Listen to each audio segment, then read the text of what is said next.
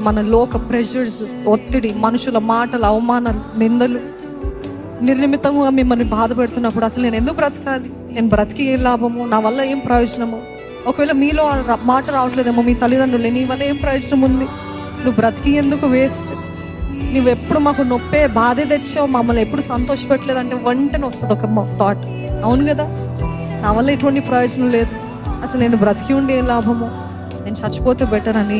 అటువంటి భయంకరమైన lonely times, very dangerous times we're living in. కానీ నేనైతే అంటే యేసు ప్రభు అయితే జీవము, సమృద్ధి అయిన జీవం. God will always give abundance of life.